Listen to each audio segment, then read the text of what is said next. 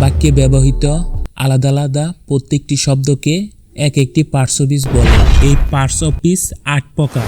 যে শব্দ দ্বারা মনের আবেগ, অনুভূতি, বিস্ময় ইত্যাদি প্রকাশ পায় তাকে ইন্টারজেকশন বলে। যেমন এলাস আই এম আনডন, এখানে এলাস দিয়ে আবেগকে বোঝাচ্ছে, যা ইন্টারজেকশনের বৈশিষ্ট্যের মধ্যে পড়ে।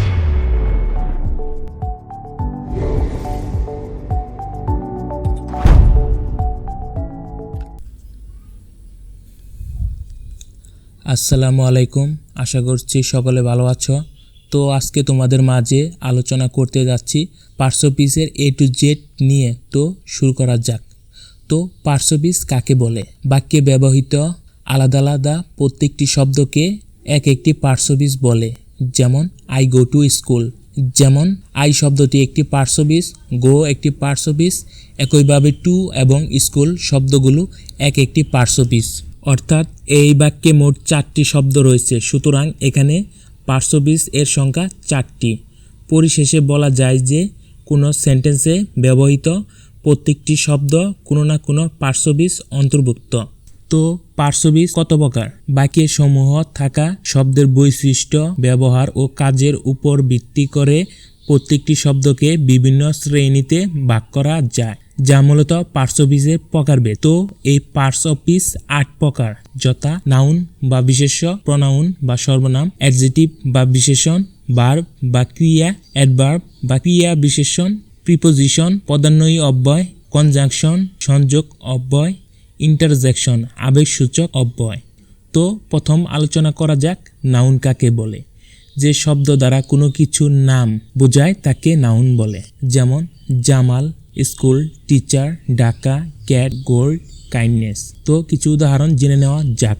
যেমন Jamal is my best friend, I go to school every day, the teacher is explaining a lesson, Dhaka is the capital city of Bangladesh, the cat is the sleeping on the table, she wore a beautiful gold necklace, kindness is a great virtue. এখানে প্রথমটিতে দেখা যাচ্ছে যে Jamal is my best friend, এখানে জামাল দ্বারা কোনো মানুষের নাম বোঝাচ্ছে, সো এটি নাউন। আবার আরেকটি উদাহরণ হলো I go to school every day, এখানে স্কুল দ্বারা কোনো প্রতিষ্ঠানের নাম বোঝাচ্ছে, সো এটি নাউন। আবার the teacher is explaining a lesson, এখানে টিচার দ্বারা একটি নির্দিষ্ট গোষ্ঠীর নাম বোঝাচ্ছে, সো এটি নাউন। আবার Dhaka is the capital city of Bangladesh, এটি দ্বারা কোনো জায়গার নাম বোঝাচ্ছে, সো এটি noun.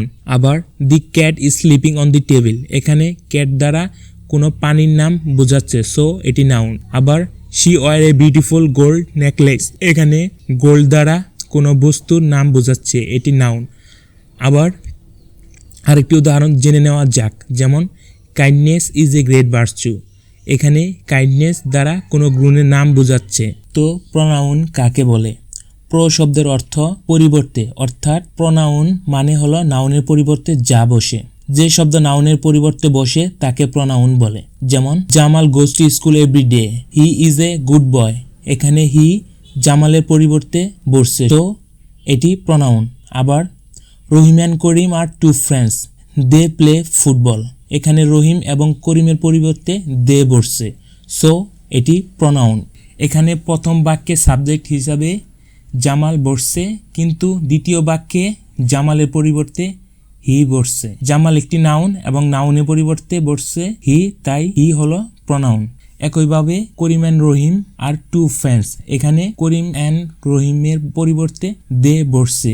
Karim and Rahim are two friends, they play football, এখানে করিম অ্যান্ড রহিমের পরিবর্তে দে বসছে, সো এটি প্রনাউন। 7টি বহুল ব্যবহৃত প্রনাউন হলো আই আমি, উই আমরা, ইউ তুমি, হি সে, শি সে, ইট এটা, দে তারা। তো এখন জেনে নেওয়া যাক অ্যাডজেক্টিভ কাকে বলে। যে শব্দ দ্বারা নাউন বা প্রনাউন এর দোষ, গুণ, সংখ্যা, পরিমাপ, অবস্থা ইত্যাদি বোঝায় তাকে অ্যাডজেক্টিভ বলে। যেমন Kamal is a good boy, এখানে গুড দ্বারা কামালের গুণ বোঝাচ্ছে, সো এটি অ্যাডজেক্টিভ। আবার smoking is a bad for our health, এখানে ব্যাড দ্বারা দোষ বোঝাচ্ছে, সো এটি অ্যাডজেক্টিভ। কেননা অ্যাডজেক্টিভ মূলত দোষ, গুণ, সংখ্যা, পরিমাপ ইত্যাদি বোঝায়। আবার আরেকটি উদাহরণ জেনে নেওয়া যাক। There is only one apple in the basket. এখানে ওয়ান হলো অ্যাডজেক্টিভ, কারণ ওয়ান দ্বারা নাউন বা প্রোনাউনকে পরিমাপ করছে, সো এটি অ্যাডজেক্টিভ। আবার there are many books on the table. এখানে দেখা যাচ্ছে যে মেনি দ্বারাও পরিমাপ করছে নাউন বা প্রোনাউনকে, সো এটি অ্যাডজেক্টিভ। আবার আরেকটি উদাহরণ দেখে নেওয়া যাক। She was sick yesterday. এখানে সিক দ্বারা প্রোনাউনের অবস্থা তুলে ধরছে, সো এটি অ্যাডজেক্টিভ। নোট: অ্যাডজেক্টিভ সবসময় নাউন বা প্রোনাউনের দোষ, গুণ, সংখ্যা, পরিমাপ, অবস্থা বোঝাবে। যেমন উপরের বাক্যে কামাল একটি নাউন এবং কামালের দোষ, গুণ বোঝাতে গুড নামক অ্যাডজেক্টিভ ব্যবহার করা হয়েছে। তো এখন জেনে নেওয়া যাক ভার্ব কাকে বলে। যে শব্দ দ্বারা কোনো কাজ করা বোঝায় তাকে ভার্ব বলে।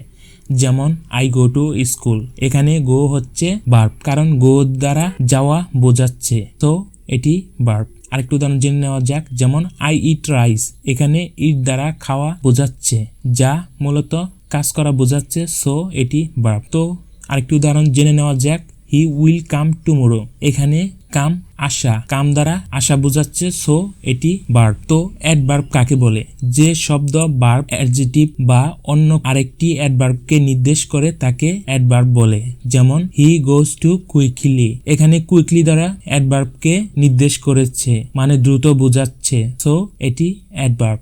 আবার আরেকটি উদাহরণ জেনে নেওয়া যাক। হি is a very good boy. এখানে ভেরি দ্বারা অ্যাডজেক্টিভকে মডিফাই করছে, সো এটি অ্যাডভার্ব। আরেকটি উদাহরণ জেনে নেওয়া যাক। যেমন হি ওয়াক সো ফাস্ট। এখানে সো দ্বারা ভার্বকে নির্দেশ করছে, সো এটি অ্যাডভার্ব। নোট: অ্যাডভার্ব সব সময় অন্য তিনটি পার্শ্ববিজকে নির্দেশ করবে, যেমন ভার্ব, অ্যাডজেক্টিভ বা অন্য আরেকটি অ্যাডভার্বকে সব সময় নির্দেশ করবে। তো এখন জেনে নেওয়া যাক প্রিপোজিশন কাকে বলে। প্রি শব্দের অর্থ পূর্বে আর পজিশন শব্দের অর্থ অবস্থান। অর্থাৎ যে শব্দ নাউন বা প্রোনাউনের পূর্বে বসে বাক্যের অন্যান্য শব্দের সাথে সম্পর্ক স্থাপন করে তাকে প্রিপোজিশন বলে। যেমন হি ওয়েন্ট টু স্কুল। এখানে টু দিয়ে স্কুলের প্রতি বোঝাচ্ছে বা যুক্ত করছে, তো এটি pronoun. Ayesha came for Dhaka.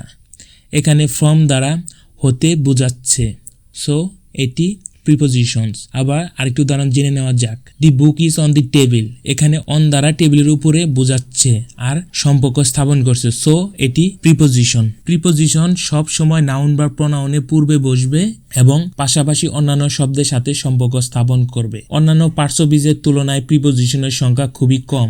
তো নিম্নে কিছু প্রিপোজিশন দেওয়া হলো, যেগুলো মনে রাখলে খুবই ভালো।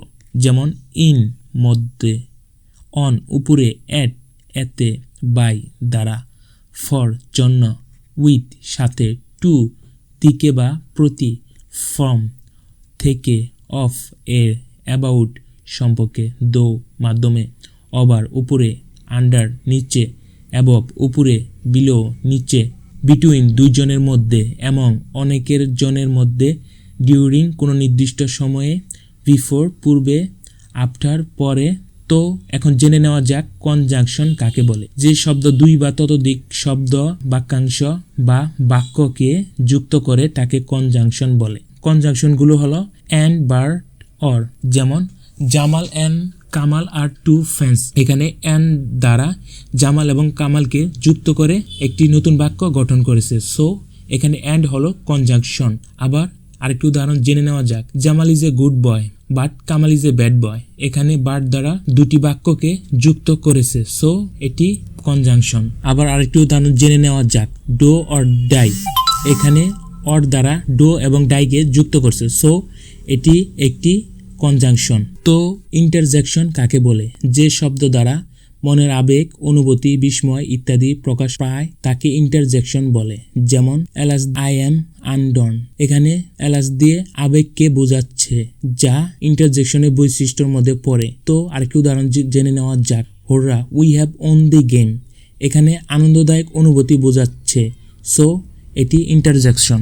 Wow, it is a very nice flower. এখানে ওয়াও দিয়ে বিস্ময় হওয়া বোঝাচ্ছে, সো এটি ইন্টারজেকশন। তো এগুলি হলো পার্শ্ববীজের প্রকারভেদ, যা উদাহরণ দিয়ে বুঝিয়ে দিলাম। প্রকৃতপক্ষে পার্শ্ববীজ বলে শেষ করা যাবে না, এটা অনেক। এটা যতই পড়বে ততই আসতে থাকবে, এটার কোনো শেষ নেই। তো সকলে ভালো থাকবা, সুস্থ থাকবা। আসসালামু আলাইকুম।